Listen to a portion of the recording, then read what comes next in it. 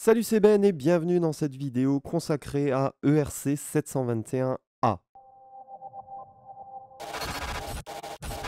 Alors, ERC 721A, c'est une nouvelle implémentation de ERC 721 qui se base vraiment sur l'optimisation ici des frais de gaz. Donc, ça a été développé par Azuki et je l'ai utilisé d'ailleurs sur ma collection The MetaTribes où j'étais développeur. Alors, pour vous donner une petite indication, quand les gens sur The MetaTribes mintaient 5 NFT, ils en avaient pour 5 NFT pour environ 4 à 10 dollars de frais de gaz. Donc ça dépendait du moment, puisque je vous rappelle que les frais de gaz varient limite d'une seconde à l'autre. Donc dans cette vidéo, je vais vraiment vous apprendre ici à utiliser ERC 721A.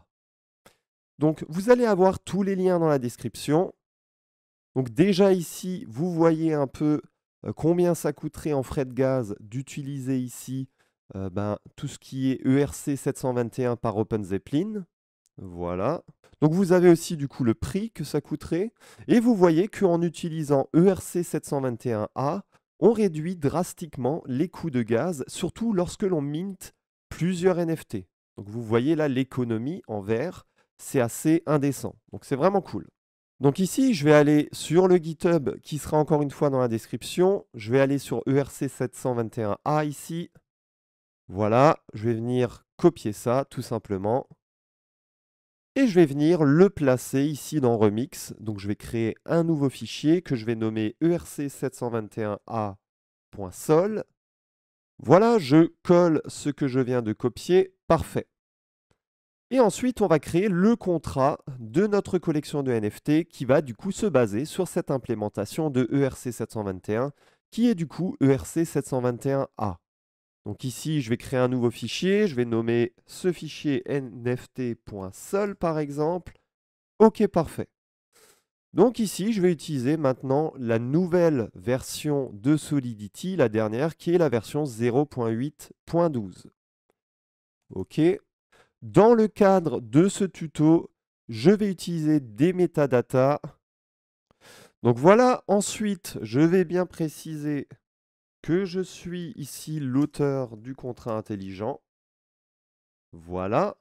Et je vais mettre un title, par exemple, ma collection de NFT. Donc là, vous mettrez, vous, le nom de votre collection de NFT.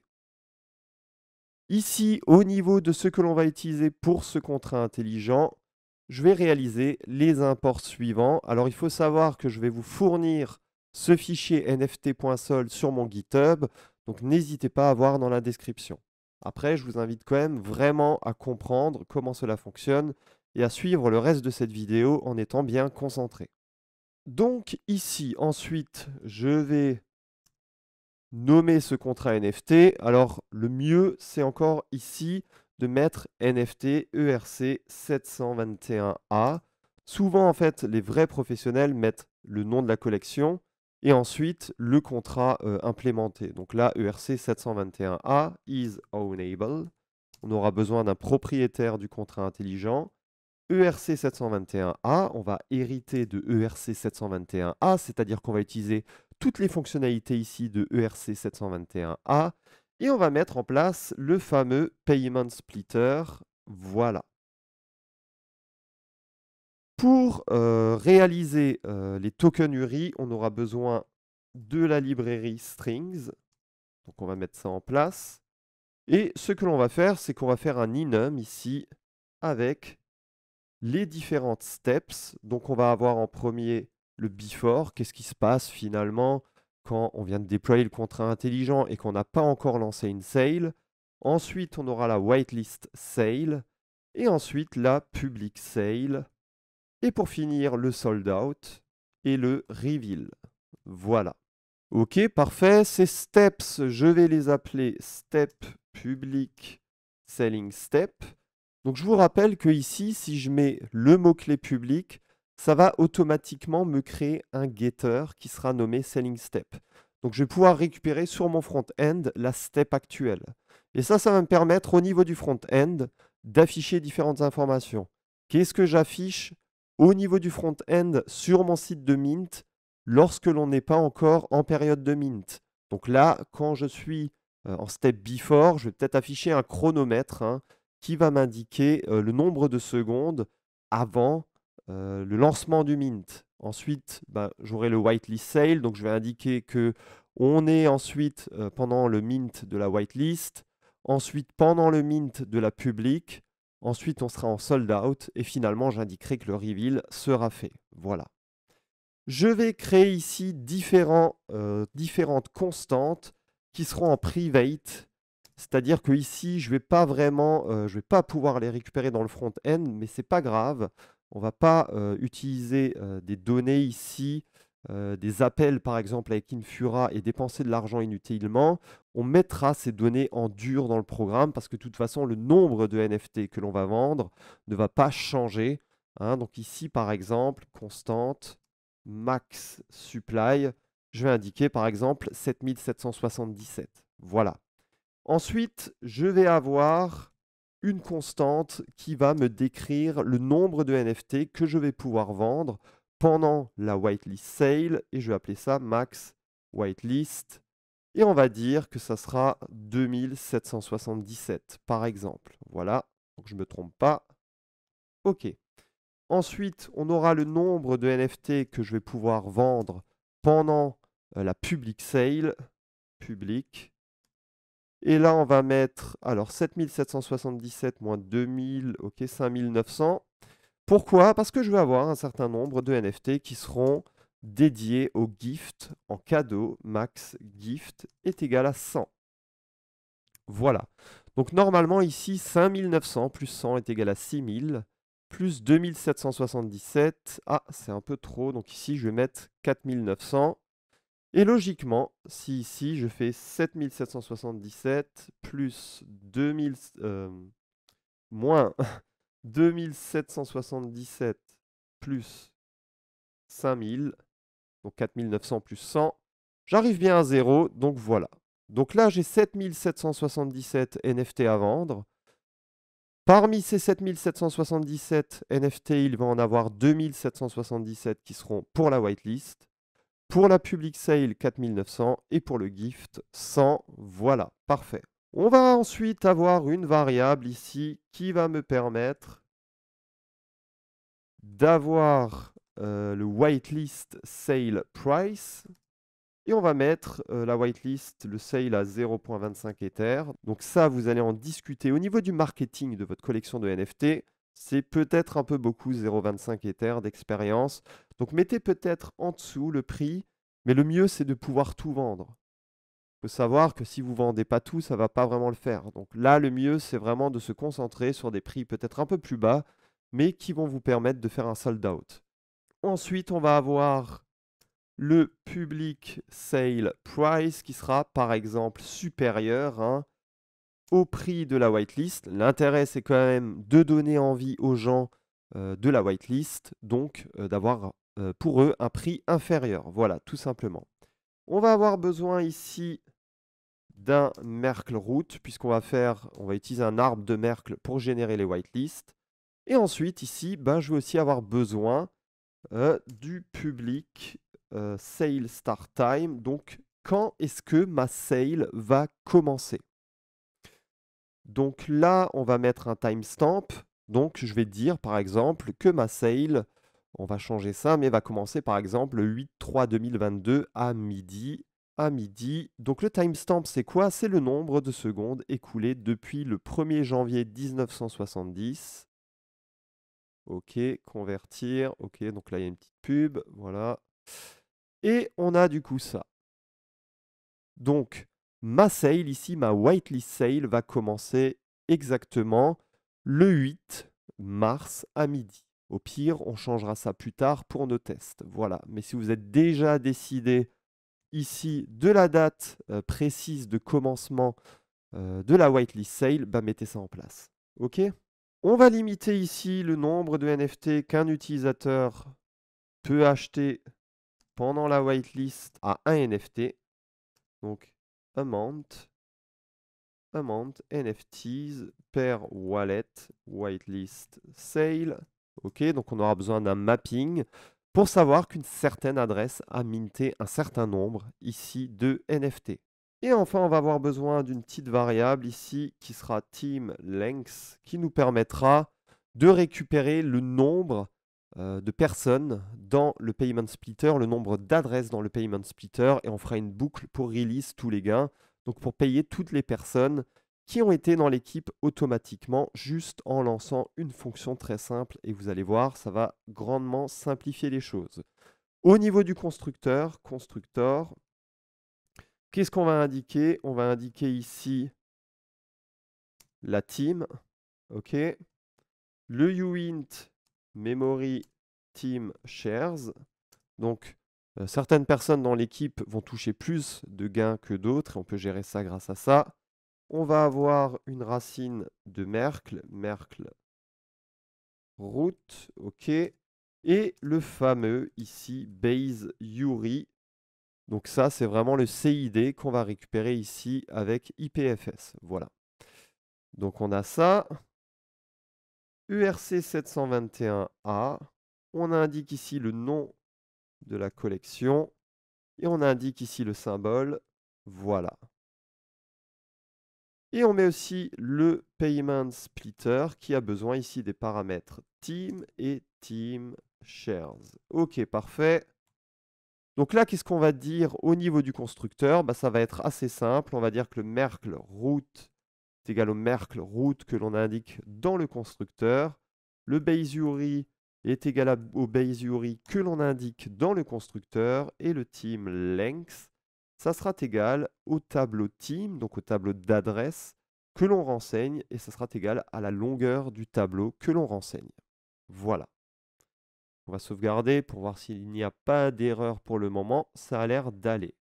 Ici, pour éviter les attaques du type reentrancy, on va créer un modifier color isUser.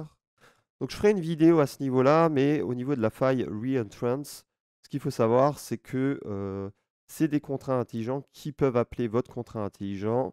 Et ça peut poser quelques soucis. On va voir, bon, c'est très vague ce que je dis là, mais le mieux, c'est ici de faire un tx.origin doit être égal à message.sender pour que l'on soit sûr que ce ne soit pas un autre contrat intelligent qui appelle ici notre contrat intelligent. The color is another contract. OK. Donc on mettra ça dans les fonctionnalités de Mint. OK. Ici, on aura peut-être besoin d'une fonctionnalité qui va nous permettre ici de changer la racine de l'arbre de Merkle. Donc finalement, par extension, qui va nous permettre ici de changer les whitelistés en fait. On aura besoin ici d'une fonction pour savoir si une adresse est whitelistée ou pas en fonction d'une preuve de Merkle. Donc ça, je vous invite à regarder les vidéos sur la racine de Merkle, ainsi que sur le reveal et la whitelist. Vous allez voir, ça vous permettra de comprendre ce que je fais actuellement. Donc les fonctions que je copie-colle ici permettent vraiment de gérer tout ce qui est whitelist. Donc ça, on va mettre d'ailleurs un commentaire whitelist. OK. Ensuite, on va créer ici la fonctionnalité qui va permettre au whitelisté de Mint. Alors, un whitelisté ici pour un Mint, du coup, on va créer la fonctionnalité fonction whitelist Mint. Donc, ça va être une certaine adresse qui va mint. Cette adresse va minter une certaine quantité de NFT. Donc, bien sûr, on va limiter ça à 1. Et on va avoir la preuve de Merkle pour savoir si finalement le count qui va essayer de minter ici dans la whitelist fait bien partie de l'arbre de Merkle. Voilà.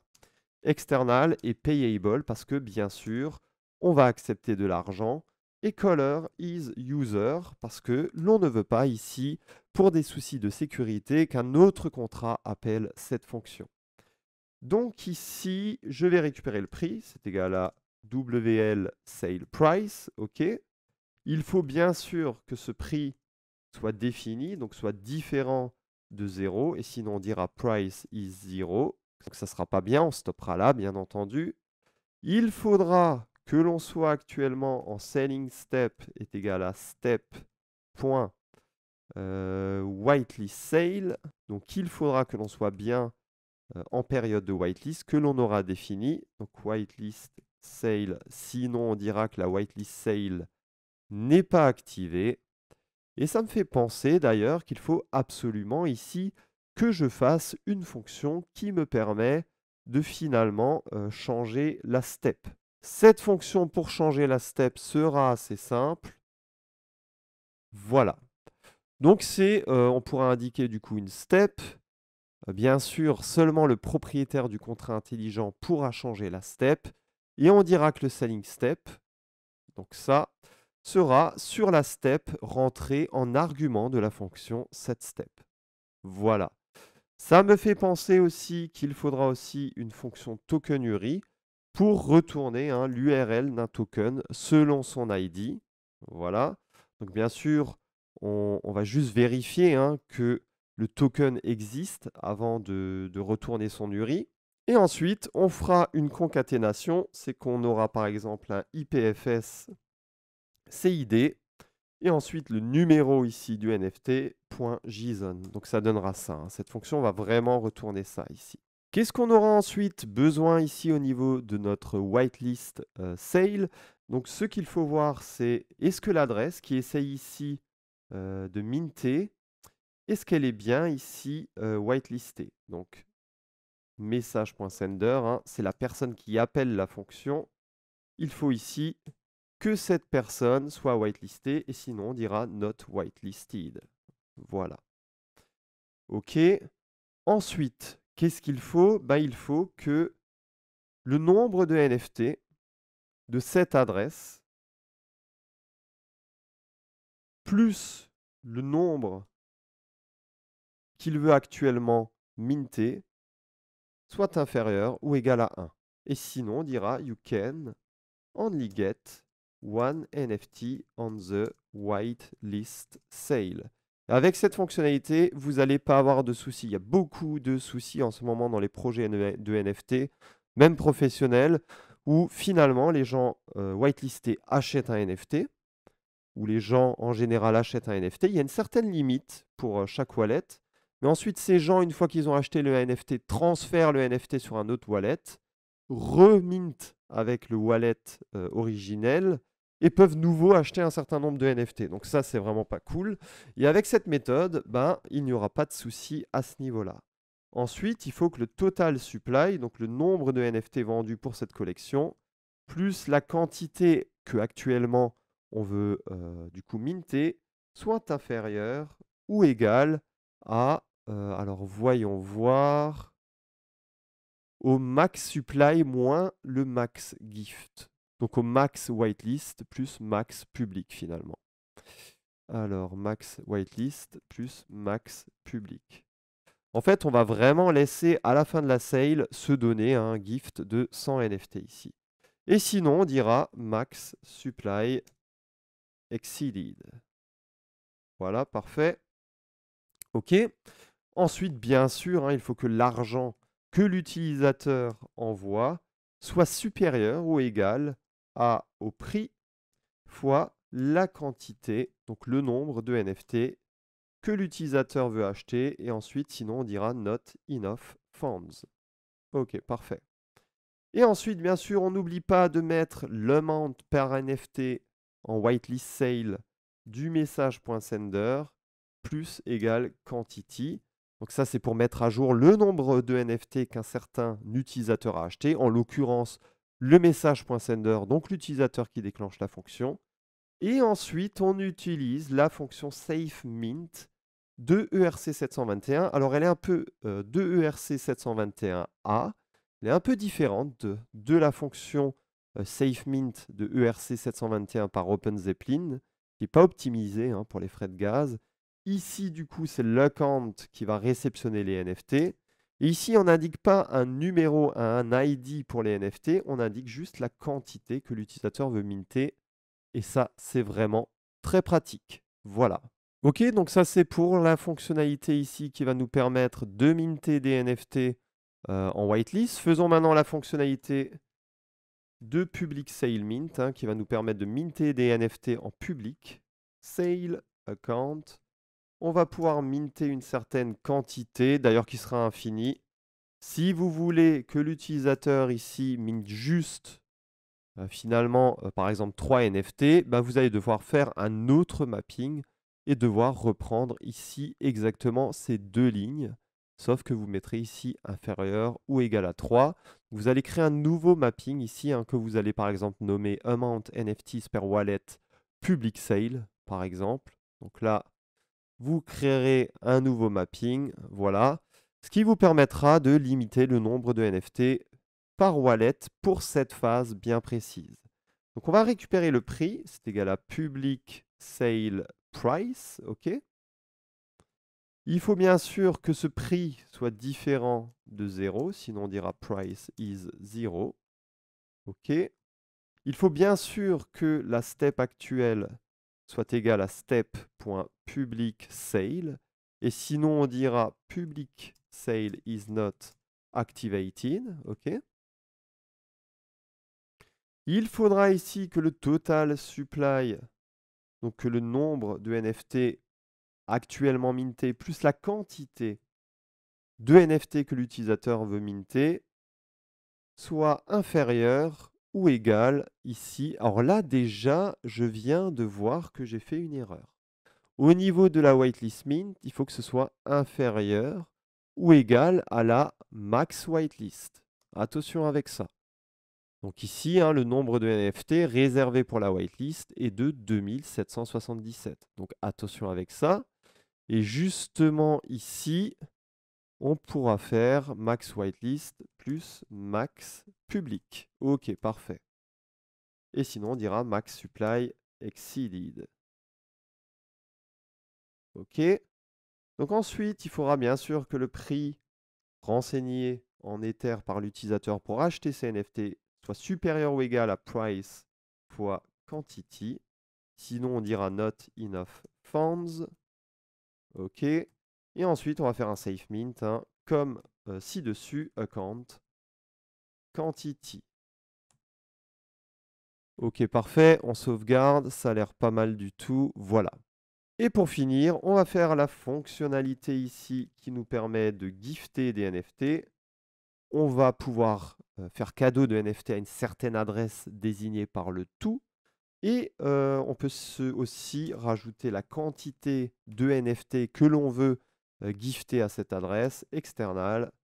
Only owner, attention, n'oubliez pas ça, c'est que le propriétaire ici du contrat intelligent qui peut gifter des NFT. Parce que tout ce qu'il va devoir payer, c'est les frais de gaz, mais il ne va pas devoir payer les NFT, le propriétaire. Donc voilà, require, selling step, ils font qu'on soit après la public sale. Hein, on se gift une fois que la public sale est terminée. On ne va pas faire ça dès le début, ça ne le fait pas. Restons un peu sérieux. Voilà, le but, c'est surtout de faire plaisir à l'utilisateur, pas de se gifter des NFT tout de suite au début. Hein, vous allez vraiment pas vous faire apprécier si vous faites ça. Alors, c'est surtout, ce qu'il faut mettre en place ici, c'est que vous ne pouvez pas dépasser le max supply.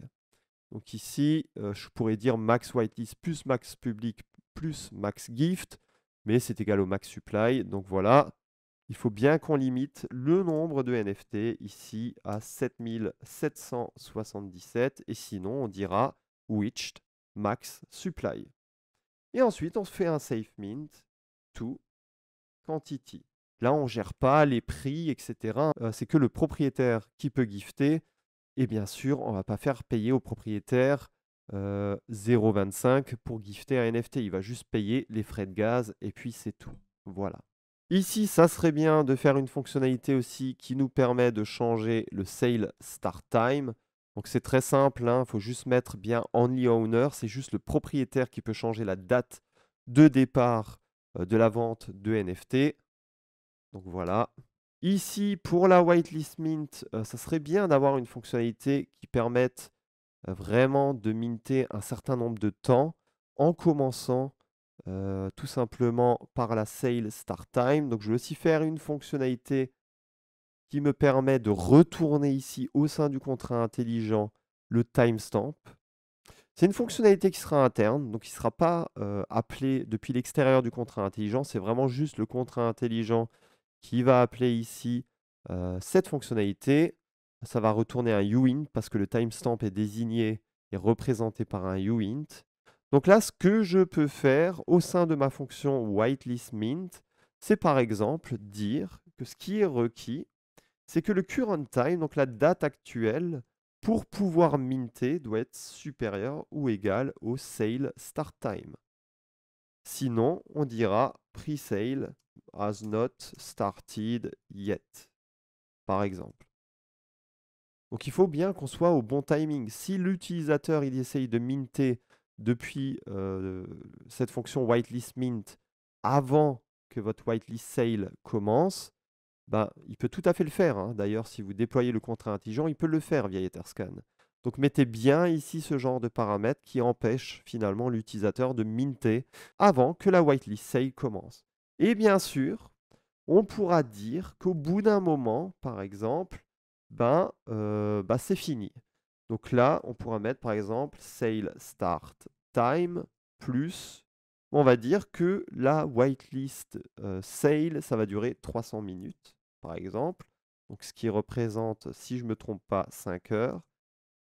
Et là, alors c'est pas pre-sale, c'est whitelist sale, pardon. Whitelist sale has not start yet. Et là, du coup, on dira pas que la whitelist sale is finished. Voilà. Donc avec ces deux require, on permet à l'utilisateur juste de minter pendant finalement un certain intervalle de temps que l'on peut définir grâce au sale start time. C'est-à-dire que là, vraiment, ça va commencer au sale start time, donc au certain timestamp que l'on a défini, et cette whitelist min, cette whitelist sale, va s'arrêter 300 minutes après. Donc on sauvegarde, ok, très bien. On va essayer ici de compiler. On va enable l'optimisation. Donc ça, c'est quand on a beaucoup de code, hein. Il faut mettre ici cette petite coche. On est bien en 0.8.12. Regardez si vous n'avez pas un souci à ce niveau-là. Et on peut voir qu'on a une erreur ici à la ligne 69. Alors, que se passe-t-il? Alors, est-ce que j'ai bien mis le color? C'est quoi? C'est color is user. Voilà. Et là, d'ailleurs, je viens de voir que je ne l'ai pas mis. OK. Donc, j'avais mal mis ça. Ensuite, on a d'autres erreurs. Plus égale quantity. Attention, quantity. Il y a un underscore. Ici, le base URI. Alors, est-ce que je l'avais défini? Alors là, le problème, c'est qu'en effet, j'ai pas défini ici de base URI. Donc, je vais le mettre ici. Parce que là, en fait, j'essaye d'assigner dans le constructeur une variable qu'il ne connaît pas. Là, attention, c'est bytes 32 Merkle root. OK.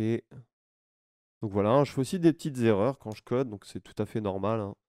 Ça peut arriver. OK, parfait. Et on a bien réussi ici à compiler ce contrat intelligent. OK, donc on va le déployer. Mais pour le déployer, ici, on va avoir besoin de plusieurs informations, c'est-à-dire le tableau des teams, donc les différentes adresses qui font partie de l'équipe et qui vont toucher les gains du payment splitter, les différentes parts de gains dans ce tableau d'équipe, le Merkle root, ça va être un peu plus compliqué, et le base URI. Donc ici, je vais me mettre aussi sur Rinkeby. Donc je vais me mettre sur Rinkeby, mais là, par contre, dans le cadre de ces tests, je ne vais pas gaspiller inutilement des éthers de test. Donc voilà. Donc cette adresse va être la propriétaire ici du contrat intelligent. Je vais utiliser un petit script ici pour générer la racine de Merkle. Donc ce qu'il faut vraiment savoir ici dans ce petit script que je vais aussi mettre, hein, sur le GitHub, vous inquiétez pas, vous allez avoir ici des adresses qui seront autorisées à minter, donc je vais les mettre. Donc ça va être l'adresse en fait qui sera propriétaire du contrat intelligent qui sera autorisé à minter, par exemple, et pas les autres. Voilà, donc ça, il faut changer dans le fichier tokens.json. Ici, vous allez mettre, hein, toutes les adresses qui seront autorisées à minter. Et ensuite, dans le cadre de ces tests ici, ce qu'il faudra aussi, c'est que pour chaque adresse qui essaye de minter, il faudra générer une preuve de Merkle. Donc ici, l'adresse qui va minter, ça sera l'adresse qui sera propriétaire ici du contrat intelligent. Là, je vais faire un node index.js. Je vais exécuter ce petit script. Et là, effectivement, le mieux, c'est d'avoir encore une autre adresse. Donc, sinon, la preuve sera vide. Donc ici, je vais mettre une autre adresse encore. Voilà. Voilà, donc je vais mettre par exemple celle-ci en plus. Je relance. Et voilà. OK, donc là, j'ai bien la racine de Merkle. Donc ces deux adresses ici seront autorisées à minter. Donc ça, je vais le mettre déjà là-dedans. Le base URI, ben, j'ai encore mes petites oies ici. Donc je vais prendre le CID sur Pinata. Donc n'hésitez pas à voir mes autres vidéos. Au niveau des teams, qu'est-ce que je vais mettre? Ben, je vais dire que ben, les membres de mon équipe, on va pas trop se fatiguer ici. Les membres de mon équipe, ben, ça sera cette adresse et cette adresse. Donc ici, je vais mettre cette adresse. Donc c'est un tableau hein, ici, attention. Et cette adresse, voilà. Donc c'est un tableau avec deux adresses. Et on va dire que la première va toucher 80% des gains et la deuxième 20% des gains. Voilà, par exemple.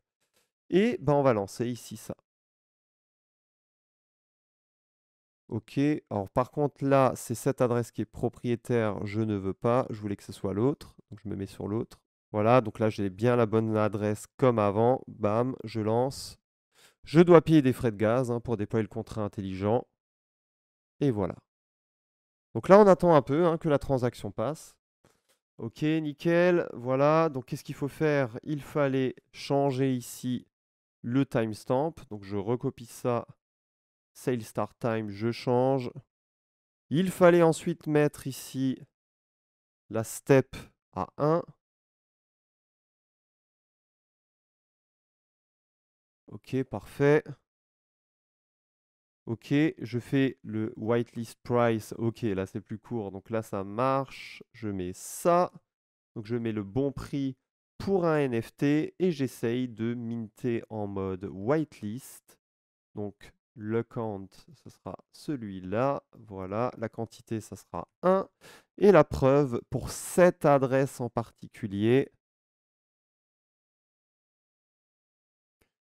c'est celle-ci. Voilà, parfait.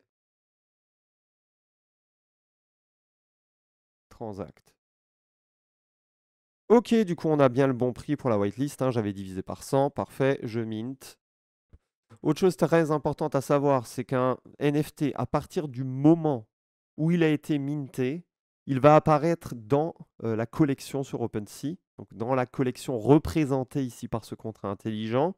Et d'ailleurs, ici, cette adresse sera la propriétaire de la collection. Donc vous allez pouvoir changer les bannières, les royalties, etc. Les royalties se gèrent sur OpenSea. Vous allez voir, c'est très simple. OK, donc une fois que l'on a minté ici, on va lancer la public sale. Donc la step, ça sera égal à 2. Et là, bah, tout le monde, du coup, va pouvoir minter. OK, parfait. OK. Donc bon, je vais nouveau mettre que le propriétaire... Ou non, je vais peut-être changer ici. Donc je vais changer d'adresse. Voilà, je vais prendre celle-ci et on va faire un public sale mint. Et on va en minter par exemple 3. Alors, je vais récupérer ici le public sale price. OK. Je vais le multiplier ici voilà, par 3 parce que je veux minter 3 NFT. Donc, il faut que j'indique le prix pour 3 NFT. Je mets ça là. OK, parfait. C'est qui va minter? C'est cette adresse. Combien elle va minter? 3.